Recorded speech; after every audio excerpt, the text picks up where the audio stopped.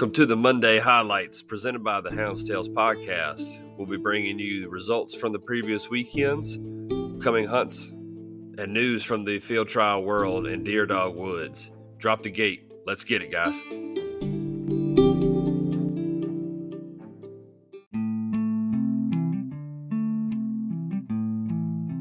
If you're listening to this podcast, you probably have a need for dog supply items such as Garmin products, bark collars, remote trainers, name tags, field trial and hunting dog supplies, supplements and first aid, dog fences, used and refurbished collars, and much, much more.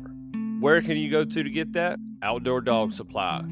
Outdoor Dog Supply is a leader when it comes to Garmin Tritronics trade-in program. They were one of the first Garmin dealers to start accepting Garmin buyback trade-ins toward purchases. Outdoor Dog Supply currently accepts both working and some non-working units. Be sure to check in with these guys at Outdoor Dog Supply or at 757-482-1000. And their hours of operation are from Monday to Friday, 8 a.m. to 6 p.m. And if you're in the Chesapeake area in Virginia, be sure to stop in. Go see these guys in person. Outdoor Dog Supply is the leader in online sales as far as Garmin products go and your hunting dog supply needs. This is where I go to get all my stuff. Might as well join me in it. All right, guys. Again, be sure to check these guys out, outdoordogsupply.com, and thank them for coming on board with the Hounds podcast. Let's get back to the episode. Welcome to the Hounds podcast. This is the Monday highlights for July 15th, 2024. Got a few hunts to go over. I want to talk about the weekend that we just had down at 95 Fox Run. I'm telling y'all, if you haven't made it down there yet, this is my first time. That is a top-notch facility, flat-out running, guys. That is... Man, you better have some gas in the tank. The old phrase, checking your oil. Yeah, our oil got checked and we were low. But no, it was a really good time. Beautiful place. Chad and his whole family, Chad and Madison and the whole group, they all put a top-notch hunt on for the buggy hunt, the 2-day Derby buggy hunt. I was thoroughly impressed with how smooth everything went. I know when you start mixing in all that extra stuff and the Calcuttas and stuff like that, man, it can get real confusing. Then you're adding the Masters one-day options in there, and they did a great job. Mr. Bill McGee was the Master Hounds. He did a great job of keeping it all straight. That's a lot. That's a lot. If you've never had to deal with any of that, that's a very, very hard thing to do. And so hats off to those guys. Our hunt, as far as our two dogs went, we struggled the first day and it kind of put us behind. And with that kind of pen, man, it's hard to catch up. You know, we put up pretty decent points the second day and didn't make any ground up. Made absolutely no ground up. So. We fell behind in the first day. I wanted to see what they were going to do for the second day, and I was content with how many points they put up. Obviously, want to put up more, want to be up towards the front, but I'm definitely I'm not going back completely tail tucked. We'll put it that way. But man, if you haven't made it down there and you got you a fast dog, that's the place to go to prove it. That's for sure. So again, hats off to everybody that's involved in that hunt. The judges did a great job. Man, it was some crazy scoring going on. And, man, I really, really, really enjoyed myself. So we'll kind of go into the results from that real quick before we get too far ahead. Let's start with the best mouth. And that dog was out of Broadway's JP and Blowing Smoke Dice. Hound's name is Southern Swamp Fever from Southern Swamp Kennels. And then making it easy, the winner of the hunt was also your combination winner and your classiest hound. And that dog was out of Hog Wild's Teddy and HHK's Minnie. Hound's name was Hog Wild Jack from Hog Wild Kennels from Jarrett, Virginia. Got to got to watch that one come on back. Got to watch the buggy come on home, and old Peyton Lucy had the dog down there for Hog Wild and was running it for them, and he got to bring it on back to Virginia. I had to give Chad a little crap at the end of it. I told him, I said, man, I tell you what, these Virginia dogs, even though they weren't mine, these Virginia dogs tough to beat. All he could do was shake his head. I believe if I keep on talking crap and everybody, we let this conversations keep on going like this, we're gonna have a state runoff here before too long. But so let's move into some other hunts. I missed one from the other week. Mr. Joey Ellis sent this one to me. It was the Georgia Hunting and Fishing Federation hunt. It was down in Georgia. Let's see here. Your combination. Oh, let's start with the best mouth. The best mouth, let me see, was out of Effort's Hog Ray and Stinger JC.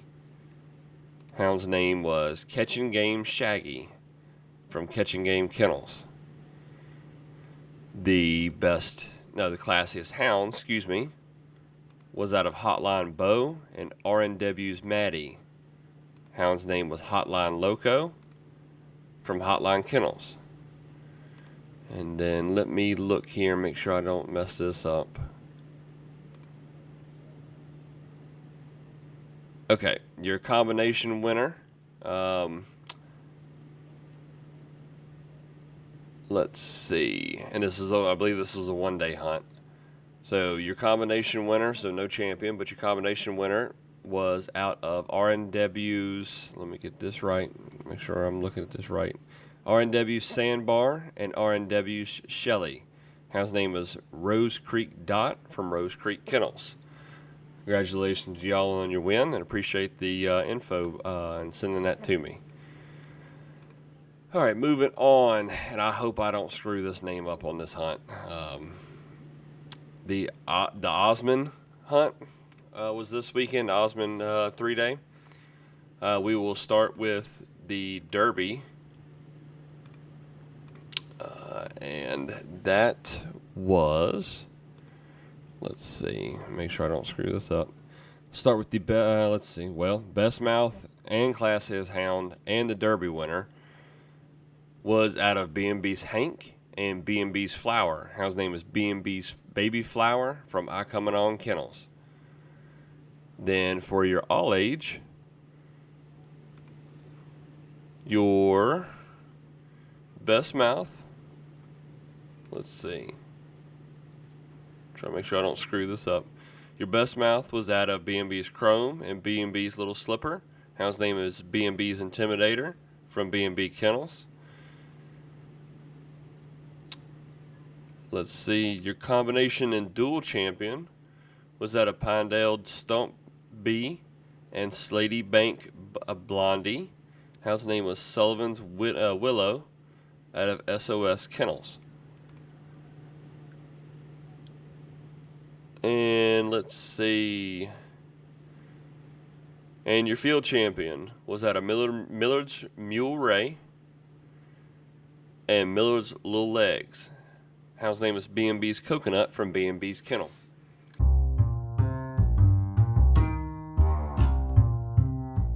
All right, ladies and gentlemen, I'd like to take a second real quick and interrupt the show and talk about Cajun Lights. They have jumped on board to support the Hounds Tales podcast and the field trialing community. You got nighttime field trials coming up. I know I do in my series, Pleasure Running at Night. When you need to catch that next crossing, put your trust in Cajun Lights. Cajun Lights is made in America product out of North Carolina who has been in business for over 25 years.